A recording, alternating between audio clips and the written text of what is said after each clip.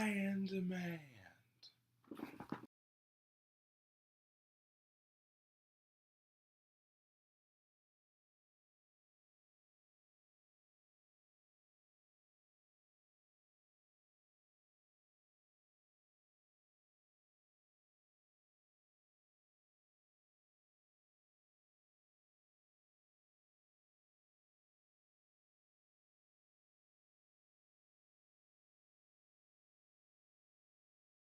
Let's go with the first word of supply and demand, which is supply.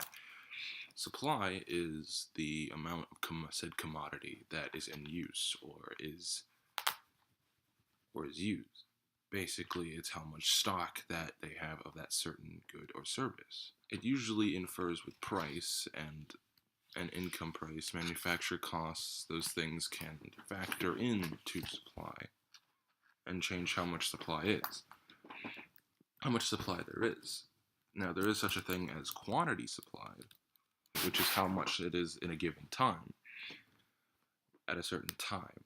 Like, say, there's a certain time that the supply is very dangerously low. That would be quantity supplied, because it's the supply that is dangerously low. Then there's demand. Demand, where it's the desire or the lure of that certain product and how many people are going to be willing to buy that certain thing that people are selling. And again, quantity demanded.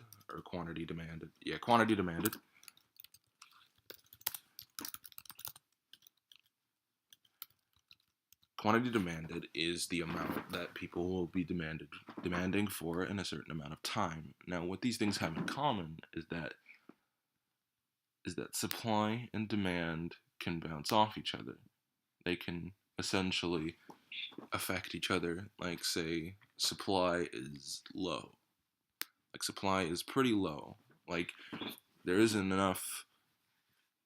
Like, something just stops things from producing, and you have an all-time low supply. That means, so what companies will do is that they will increase the price because to get more of a profit out of certain, which will in turn decrease the demand of certain products, because, I mean, who's going to spend enough money to buy certain things like that? Sometimes it increases the demand and sometimes it doesn't, but it all depends on what the item is and what it's going to, what is affecting it. Okay, now, there's a certain term that is called equilibrium, and that is when supply and demand are the same. Well, not the same. I mean, in terms of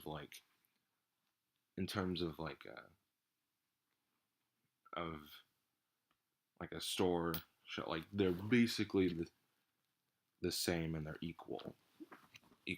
That's what you mean when supply and demand reaches equilibrium. They reach the same. Now, there's a thing called equilibrium price that also gets affected by equilibrium because when they are the same, the price is generally very stable due to the fact that supply and demand are not really affecting any. Well, it's not really to one extreme or to the other extreme and the same. So then equilibrium price will just stay there, and it will generally provide stability among producers and among the price of certain items and products, and generally you'd want to reach equilibrium price that way. Equilibrium price, you can be able to have everyone on every side happy, on producers and consumers, and that way the economy will be more stable as time progresses.